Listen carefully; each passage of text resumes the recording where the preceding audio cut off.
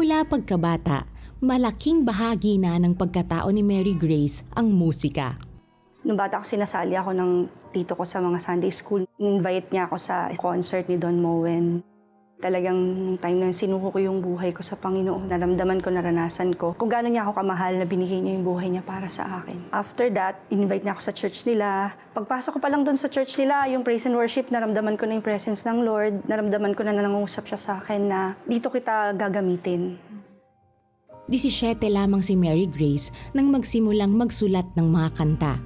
May naririnig ako na tune sa tenga ko, tapos sinusulat ko yung lyrics. Naramdaman ko nakasama ko yung Panginoon habang sinusulat ko yung songs. Like yung Sigaw ng Puso, nagawa ko siya in 10 minutes. I'll just tell a story through songs. Tapos si Lord na yung bahalang mag-move sa hearts ng mga tao na makakarinig. Sa paglipas ng panahon, nasubok ang kanyang pananampalataya.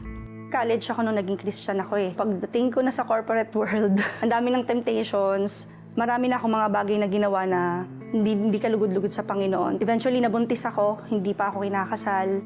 Pag mag-isa ako, hindi ako makatulog. Nakakanood ako ng The 700 Club Asia. Grabe na yung conviction ng Panginoon na ayusin mo yung buhay mo. Andito lang ako, anak, pwede kang bumalik sa akin. Yung grace kasi ng Panginoon hanggang sa dulo ng buhay mo, hindi siya mawawala, hindi siya mauubos. Lagi kanyang bibigyan ng pag-asa, lagi kanyang bibigyan ng pagkakataon na makabalik.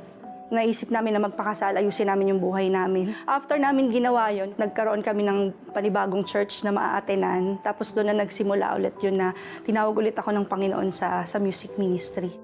Sa loob ng maraming taon, ginamit ni Mary Grace ang kanyang musika upang ibahagi ang pag-ibig ng Diyos sa iba, kasama ang Maharlika Worship Band.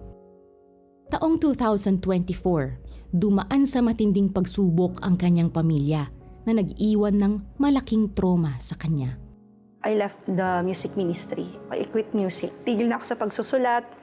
Okay na, ayusin ko na lang yung family ko, kami-kami na lang. Sa gitna ng pagtalikod ni Mary Grace sa musika, patuloy siyang inabot ng Panginoon sa pamamagitan ng The 700 Club Asia at CBN Asia Prayer Center. Pag nakakanood ako, may mga times na nagpe-pledge ako. Nakakatuwa yung Lord kasi nagme-message sa akin yung CBN Asia na gusto niyo po ba ng prayers? Nandito lang po kami. Naramdaman ko na mahal ako ng Panginoon. Kahit walang verse, hindi kailangan ng verse. Kasi yung simpleng may nakaalala sa'yo na may pinagdadaanan ka sa time na kailangan ko yung comfort, na maramdaman ko na nandyan lang yung Panginoon para sa akin. Diyos ang nagbukas ng pagkakataon para kay Mary Grace upang siya ay maghilom at muling makabalik sa kanyang layunin sa buhay. 2025 nang inimbitahan siyang dumalo sa open mic worship ng CBN Asia Reverb Worship. Isang pagtitipon ng mga musikero na nagbabahagi ng talento, kwento at pag-ibig ng Diyos. Sabi ko nga, di ba ayaw ko na Lord? Pero laging merong invitation. Sabi nila, dyan ka talaga tinawag ng Panginoon, bakit hindi mo gawin?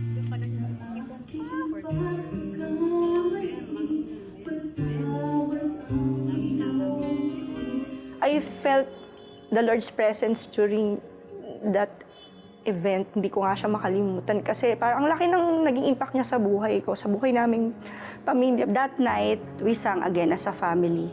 Not because we are whole, but God is. It's not about performance, it's all about surrender. Sigaw ng puso ko, ang hilo ko, at ninanais ko ay magbigay ng Ngayon, ang kanyang awiting Sigaw ng Puso ay umabot na sa mahigit 100,000 streams sa Spotify. Patuloy din siyang naimbitahan sa iba't ibang lugar, hindi lamang bilang mang-aawit, kundi bilang patotoo ng pag-ibig ng Diyos. Binigay na word ni Lord sa akin sa Psalm 34. Aking dalangin, dininig ng Diyos. Inalis niya sa akin ang lahat kong takot. Nagalak ang pusong umasa sa Kanya. Pagkat di nawala ang pag-asa nila. Kay Lord, sure ako dahil mahal niya ako. At pag mahal ka ng Panginoon, siguradong sigurado na may magandang plano siya sa buhay mo. God changes lives. Tulungan mo kaming i-share ang transforming love ni Lord sa mas marami pang tao. Partner with CBN Asia today.